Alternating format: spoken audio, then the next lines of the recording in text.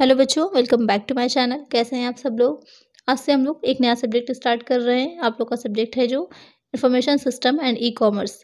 इसमें आपको पढ़ना है कि इंफॉर्मेशन सिस्टम जो कि मेनली कंप्यूटर का पार्ट है, इसमें ज़्यादातर चीज़ें जो है आपके कंप्यूटर से रिलेटेड हैं, जो आपको पढ़नी होंगी कंप्यूटर के बारे में, उसकी जनरेशन्स क्या क्या चीज़ें होती हैं, इनपुट डिवाइस क्या है, आउटपुट डिवाइस क्या है, इसी और ई कॉमर्स क्या है, ये सब चीज़ें आप इसमें पढ़ेंगे। तो आज से आपका ये नया लेक्चर स्टार्ट हो रहा है। इसके अलावा आपको और भी सब्जेक्ट जैसे कि ह्यूमन रिसोर्सेज एंड मैनेजमेंट है, स्टैटिकल मेथड्स हैं, और भी सब्जेक्ट पर डिटेल वीडियो मेरे चैनल पर मिल जाएंगी। और भी किसी सब्जेक्ट पर अगर आप वीडियो चाहते हैं तो सब्जेक्ट का नेम मुझे कमेंट कर दीजिएगा। चैनल पर नए हो, सब्सक्राइब नहीं किया तो जल्दी से सब्सक्राइब कर दीजिए, वीडियो को लाइक कर दीजिए। आइए शुरू करते हैं। तो पहला इसका चैप्टर जो है वो फर्स्ट चैप्टर हो जाएगा, introduction to computer system, computer system का परिचय। तो स्टार्ट में ही क्लियर हो रहा है कि आपको सबसे पहले ये बताना है कि कंप्यूटर क्या होता है। इसके बारे में हम जानेंगे कि कंप्यूटर है क्या। उसके बाद कंप्यूटर की क्या विशेषताएं होती हैं, कितने उसकी जो जनरेशन है वो क्या थी, उस जनरेशन में कंप्यूटर का कैसे कैसे विकास हुआ था, ये सब हम पढ़ेंगे इस चैप्टर में। सबसे पहले स्टार्ट करते हैं कि कंप्यूटर है क्या। आज हम सब लोग जानते हैं कि जहाँ भी इंफॉर्मेशन की बात आती है तो सबसे पहले जो हम लोग के दिमाग में आता है वो कंप्यूटर का नाम आता है। क्यों? क्योंकि कंप्यूटर एक सबसे बड़ा आज के टाइम का एक ज़रिया बन चुका है, एक साधन बन चुका है, जिसके थ्रू हम आसानी से कोई भी इंफॉर्मेशन को रख सकते हैं, एनालिसिस कर सकते हैं, स्टोर कर सकते हैं, सब कुछ आ जाता है उसमें। तो यहाँ पर जो कंप्यूटर की अगर हम बात करें कि क्या है, तो एक ये तथ्यों और सूचनाओं का क्या है, एक संग्रह है, एक मशीन है, एक यंत्र है। इसके माध्यम से हम सूचनाओं को क्या कर सकते हैं, संग्रहित कर सकते हैं, कलेक्शन कर सकते हैं, एनालिसिस कर सकते हैं, ये सारी चीज़ें आ जाएंगी। तो अगर एक लाइन में बोले तो कंप्यूटर क्या हो जाएगा, एक इलेक्ट्रॉनिक उपकरण है, एक इलेक्ट्रॉनिक डिवाइस है, जिसमें कि आप कमांड्स देते हैं, आप निर्देश देते हैं। उन्हीं निर्देशों के अकॉर्डिंग क्या होता है, आपको जो आपने डेटा इनपुट किया होता है, रॉ डेटा इनपुट किया होता है, उसको इन्फॉर्मेशन में कन्वर्ट करता है कंप्यूटर, और आपको एक इन्फॉर्मेशन दिखाता है, या फिर हार्ड कॉपी में, सॉफ्ट कॉपी में, जैसे भी आपकी रिक्वायरमेंट होती है उसके अकॉर्डिंग आपको देता है। तो ये हो जाएगा कंप्यूटर। तो तीन चीज़ें इसमें हो जाती हैं। एक होता है आप इनपुट करते हैं डेटा, दूसरा हो जाता है फिर वो डेटा प्रोसेस होता है, उसके बाद प्रोसेस होने के बाद आपको आउटपुट मिलता है। तो अब इससे समझ लेते हैं सबसे पहले हम कि डेटा होता है क्या, क्योंकि सारा सब कुछ मेन आकर के डिपेंड कर रहा है डेटा पर, कमांड पर। कमांड आप जो दे रहे हैं, आप उसको इंस्ट्रक्शंस दे रहे हैं, जो आप रॉ डाटा दे रहे हैं, उसी को तो इन्फॉर्मेशन में कन्वर्ट करेगा। सबसे पहले हम ये समझते हैं कि डेटा क्या होता है। तो डेटा क्या हो जाएगा, आप इसको सिंपल भाषा में समझ सकते हैं कि कुछ असंगठित सूचना होती है, या कुछ इस तरह समझ सकते हैं कि किसी व्यक्ति या वस्तु या स्थान के बारे में कोई आप तथ्यों को दे रहे हैं कंप्यूटर को, जिसको एक सीरियल वाइज करना है, या जिसका एक एनालिसिस के तौर पर आपको देना है, या एक विश्लेषण की तरह एक संग्रहित करके सूचना को देना है, जिससे कि कुछ इंफॉर्मेटिव चीज़ आपको मिल सके या कुछ यूजफुल चीज़ आपको मिल सके, तो वो क्या हो जाता है, डेटा हो जाता है। इसकी अगर डिफिनेशन की बात करें, data is a collection of facts and figures in raw form and is not in directly useful form. यानी कि कुछ आपका जो डेटा होता है वो तथ्यों का समूह होता है, इस तरह से कि वो कच्चे पदार्थ की तरह होता है, मीनिंगफुल नहीं होता। कहने का मतलब ये मीनिंगफुल नहीं होता है, और उसको हम डायरेक्टली यूज़ नहीं कर सकते। तो उसको यूज़ करने में हमारे लिए इंफॉर्मेटिव बनाने का प्रोसेस जो होती है वो कंप्यूटर में होती है, और जब उसका आउटपुट निकल के आता है तो हमारे लिए एक यूज़फुल इन्फॉर्मेशन बन जाती है। अब अगर हम देखें कि इसमें कौन सी चीज़ें इंपॉर्टेंट है, तो तीन चीज़ें मेनली कंप्यूटर में जुड़ी रहेंगी। एक हो जाता है इनपुट यूनिट, दूसरा हो जाता है सीपीयू, और तीसरा हो जाएगा आउटपुट यूनिट। तो यहाँ पर हमको ये पढ़ना होगा कि इनपुट कौन सी डिवाइसेस हो जाती हैं जो इनपुट में आ जाएंगी, कौन सी आउटपुट में आ जाएंगे। और जो सीपीयू होता है, जो सेंट्रल प्रोसेसिंग यूनिट, जिसकी फुल फॉर्म हो जाती है, जिसे ब्रेन ऑफ कंप्यूटर भी कहते हैं, कंप्यूटर का मस्तिष्क जिसे कहा जाता है, सीपीयू हो जाएगा।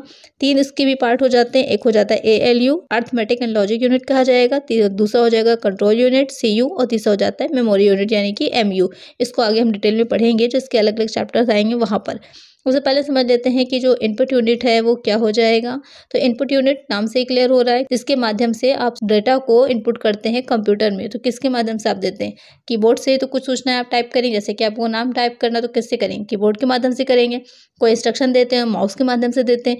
तो वो सारी डिवाइसेज या वो सारे उपकरण जो यूज़र होगा, उपयोग करता है, और जो कंप्यूटर सिस्टम है उसके बीच एक कड़ी का काम करते हैं, वो सब क्या हो जाते हैं, वो इनपुट डिवाइसेस कहलाती हैं। Input device is a device through which users communication with the computer and input data instructions to computer. Before submitting this data to computer, input devices converts this data into a computer acceptable form.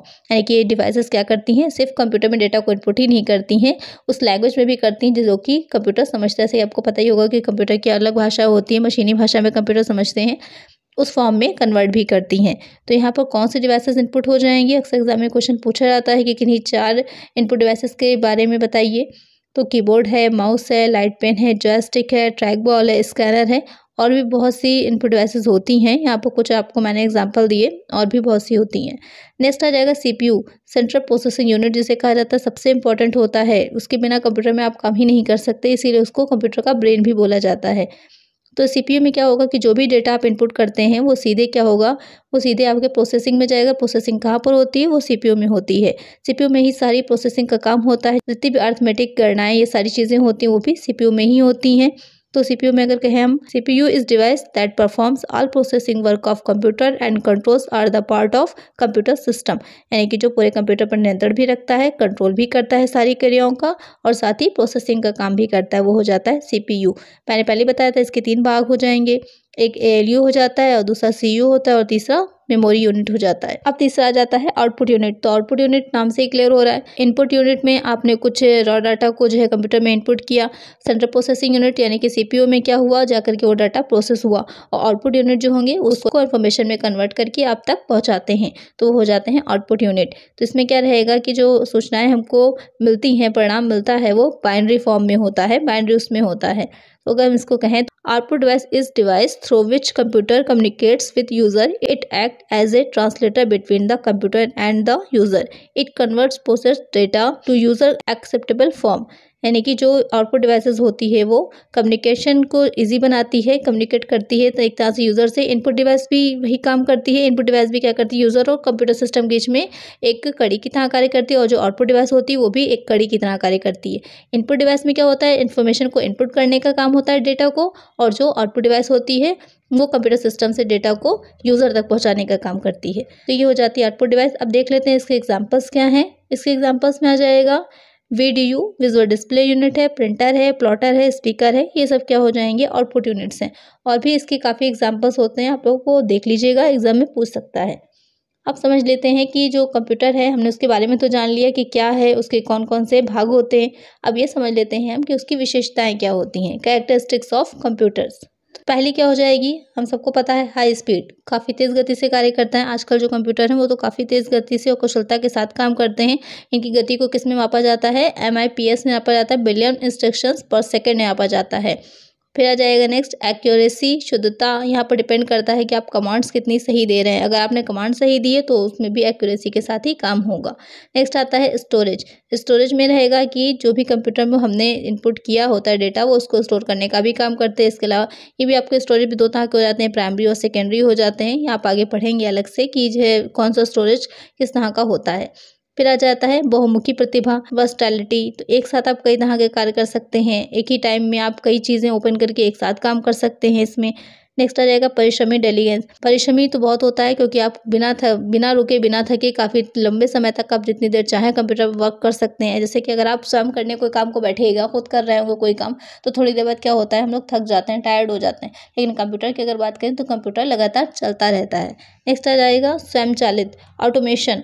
अब क्योंकि आपको पता ही है कि जो है artificial intelligence का time आ गया है, अब जो कंप्यूटर्स आ रहे हैं उसमें आर्टिफिशियल इंटेलिजेंस है, तो क्या होता है कि अपने आप भी बहुत सी काम होते हैं। जैसे एक्सेल में देखिए कि जो फॉर्मूलाज वगैरह होते हैं ऑटो इंस्टॉल्ड होते हैं, आप उसको अप्लाई करिएगा फ़ौरन ऑलरेडी लग जाता है, आपको अलग से लगाने की ज़रूरत नहीं पड़ती। तो अब जो कंप्यूटर्स आ रहे हैं उसमें बहुत सी चीज़ें ऑटोमेशन मोड पर होती हैं, अपने आप होती हैं। नेक्स्ट आ जाएगा अनावश्यक दोहराव में कमी, रिड्यूस रिडेंसी। यहाँ पे ये होता है कि अगर कोई काम एक बार आप कर चुके हैं, उसमें दोबारा आप करेंगे तो फ़ौरन आपको अलर्ट करके बताता है कि एक बार आप कर चुके हैं। एक सिंपल सा अगर किस तरह से समझिए कि कोई फाइल आपने डाउनलोड की होती है, ऐसे मोबाइल में ही देख लें, कोई फाइल आपने अगर डाउनलोड की है, अगर आप दोबारा उसे डाउनलोड करने जा रहे होते हैं तो फ़ौरन आपके पास एक अलर्ट आता है कि ये ऑलरेडी आप में डाउनलोडेड है, क्या आप दोबारा डाउनलोड करना चाहते हैं। तो उसमें क्या रहता है कि एक ही काम 2 बार नहीं हो पाता। फिर आता है कम कीमत, लो कॉस्ट के। आजकल तो देखें तो जो कंपनीज़ हैं अलग अलग, कम से कम आपको मूल्य पर लैपटॉप हैं वो कंप्यूटर से मिल जाएंगे, ज़्यादा के भी मिलते हैं, कम के भी मिलते हैं, वो बजट पर डिपेंड करता है कि किस तरह का आप लेना चाह रहे हैं। प्रोग्रामेबल होता है, बुद्धिमान नहीं, नॉट इंटेलिजेंस। यहाँ पे एक चीज़ का ध्यान रखिए, वो कंप्यूटर वही कार्य करता है जो उसमें प्रोग्राम किया होता है। हमने जो भी उसमें प्रोग्राम डाला है कंप्यूटर वही काम करेगा, वो खुद से सोचने समझने का काम नहीं करता। वो उतना ही काम करेगा जितनी आपने कमांड उसे दी होगी, उसके एक्स्ट्रा वो कोई काम नहीं करेगा। लेकिन एक व्यक्ति की अगर बात की जाए तो व्यक्ति क्या करता है, जितना एक नॉर्मल सी बात है, जितना कहा जाता है ना उससे ज़्यादा ही हम लोग हमेशा करते हैं। वो एक नॉर्मल से हम लोग की आदत होती है। तो वही चीज़ है कि कंप्यूटर में वो चीज़ नहीं है, उससे जितना करने को कहा जाएगा, जितना उसमें प्रोग्राम डाला जाएगा, जितना उसमें कमांड दी जाएगी, सिर्फ उतना ही वो करेगा। तो ये हो जाता है कंप्यूटर की विशेषताएं। काफ़ी इंपॉर्टेंट है, पूछा जाएगा कंप्यूटर का परिचय दीजिए, उसकी विशेषताएं बताइए, तो ये सब आपको लिखना होगा। अब देखते हैं कि कंप्यूटर सिस्टम के तत्व क्या हैं। एलिमेंट्स ऑफ कंप्यूटर सिस्टम, जो कि बहुत इंपॉर्टेंट है, जिसके बिना कंप्यूटर काम नहीं करेगा या जिसको मिलाकर ही कंप्यूटर बनता है, ये कह सकते हैं। क्योंकि कंप्यूटर सिस्टम जब हम बोलते हैं तो उसमें कई चीज़ें आ जाती हैं। तो कौन कौन सी हो जाएंगी, आइए देख लेते हैं एक बार।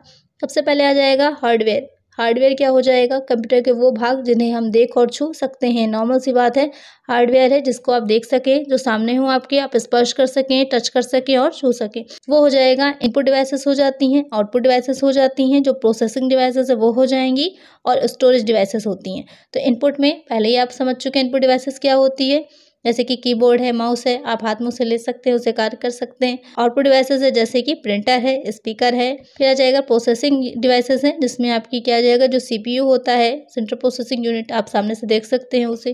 फिर आ जाएगा स्टोरेज डिवाइसेस। स्टोरेज डिवाइस में क्या हो जाती है, जैसे कि हार्ड डिस्क है, पेन ड्राइव है, सीडी ड्राइव है, इन सारी डिवाइसेस को क्या आप देख सकते हैं। फिर आ जाता है सॉफ्टवेयर। हार्डवेयर का ये हो जाता है कि जो इसे हम देख सकते हैं, टच कर सकते हैं, और लेकिन सॉफ्टवेयर में क्या होता है कि एक प्रोग्रामों का समूह है। इसमें क्या रहता है कि जो प्रोग्राम होते हैं वो सब चीज़ें आ जाएंगी, लेकिन इसे आप देख और छू नहीं सकते। सिर्फ इसका काम होता है कंप्यूटर में जो भी कार्य हो रहे हैं उसको प्रोग्रामिंग के साथ कार्य को कराना। जो सॉफ्टवेयर होता है वो क्या करता है कि किसी क्या कार्य करना है और कैसे करना है इसको कर बताता है। तो ये भी वैसे तो 3 तरह का होता है, जो सिस्टम सॉफ्टवेयर होते हैं, एप्लीकेशन सॉफ्टवेयर होते हैं और यूटिलिटी सॉफ्टवेयर होते हैं। तो कुछ लोग 2 तरह से भी इसको डिफाइन कर देते हैं कि सिस्टम सॉफ्टवेयर और एप्लीकेशन सॉफ्टवेयर। कुछ लोग 3 तरह के से करते हैं कि सिस्टम सॉफ्टवेयर, एप्लीकेशन सॉफ्टवेयर और यूटिलिटी सॉफ्टवेयर। जो सिस्टम सॉफ्टवेयर होते हैं वो क्या करते हैं, कंप्यूटर को ऑपरेट करने में हेल्प करते हैं। इनको ऑपरेटिंग सिस्टम भी कहा जाता है। तो इसमें आ जाते हैं कि लाइनक्स है, माइक्रोसॉफ्ट है, विंडोज़ है, एंड्रॉयड है, ये सारी चीज़ें आ जाती हैं कि एक मंच प्रदान करते हैं कंप्यूटर को कार्य करने का।